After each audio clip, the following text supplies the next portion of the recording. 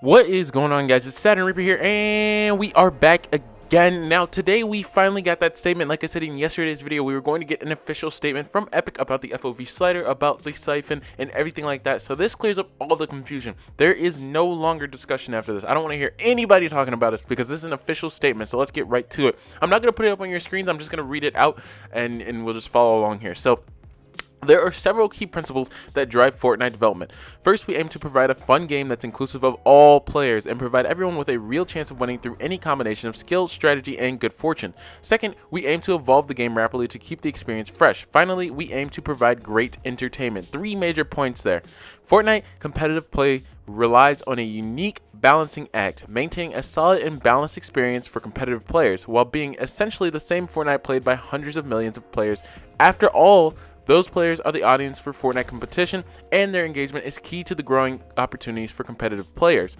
This creates special challenges for addressing the needs of different groups of players. We've addressed this before in a previous video. We closely follow the dialogue in the Fortnite competitive community, but haven't been as active participants in the discussion as we ought to be. So we'll be trying harder to participate by sharing the why behind recent and future changes as a basis for ongoing community discussions, starting with this. So, Siphon material change.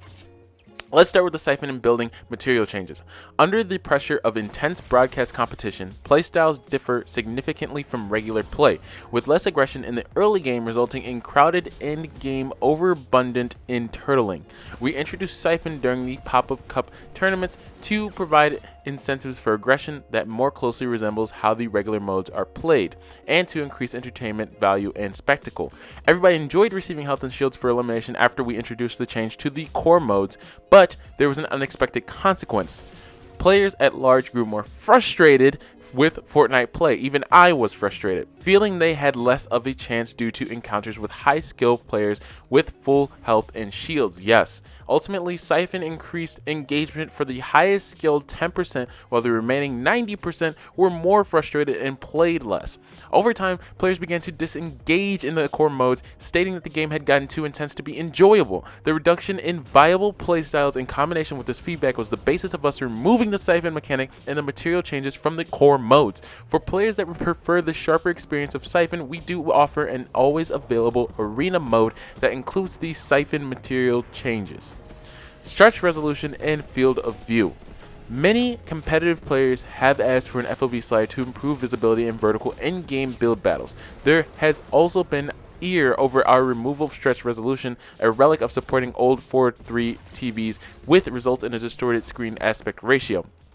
When the game introduces a feature that provides a gameplay advantage, players gravitate towards tuning into it to maximize their chances of success, even if this makes the game look and or feel worse. The stretched characters and distorted views retracted from Fortnite as an entertainment experience for all. Fundamentally, we seek to avoid optional settings which provide players with a significant gameplay advantage. The current default FOV of 80 is a trade-off to accommodate varied engagement ranges, minimizing potential motion sickness, minimizing jarring transitions when aiming down sights, and visual fidelity/performance. And then they also do one last paragraph here on game's evolution. We have many goals we want to accomplish for players, and sometimes there is tension between these goals. Special events bring change and freshness to the game, but also affect some of the stable elements that competitive players have trained for. Weekends are the ideal time for the largest number of players to be able to experience special one-time moments, compete in tournaments, and watch them.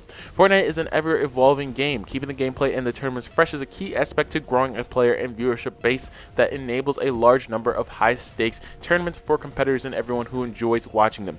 We aim to reasonably stabilize gameplay in advance of the Fortnite World Cup finals.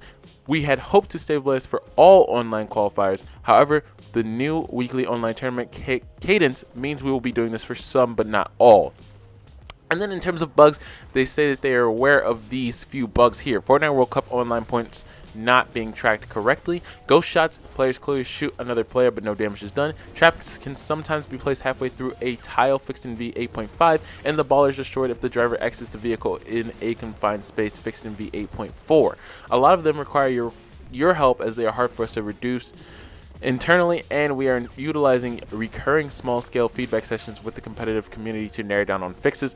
We're committed to doing a better job monitoring bug reports through Reddit, social channels, and in-game reports. Please help us by posting detailed bug reports, including video clips. So, guys, that's a comprehensive article, guys. I'm not going to even speculate or give you guys any personal opinions. I agree with everything that was said. I think everything in there is correct. Everything in there is what they decided was okay and what's necessary at the moment. And they even stated in that article, I think the biggest takeaway that you can put in there is that they want to keep the game fresh and keep evolving the game. That means that where we are right now isn't where we're going to be in a month, isn't going to be where we are in 2 months. And again, these opinions can change. I know that people are going to continuously speak out more and more, and things are going to change in the game. And just because they rule out the FOB slider now doesn't mean that they will rule it out later on and you know, make changes and iterations of the game. That's the thing about Fortnite that they do really well, is that they keep the game fresh and they give us new content and new things to look forward to. So that's it. That's all I have to say about it. If you guys want to discuss in the comments, go ahead. I will reply to anybody who replies in the comments who has any you know, specific opinions about anything stated in the video. But that's all I have for you guys today. I hope you guys enjoyed. Make sure you leave a like, sub up, share around, and I'll catch you guys in the next one. Peace.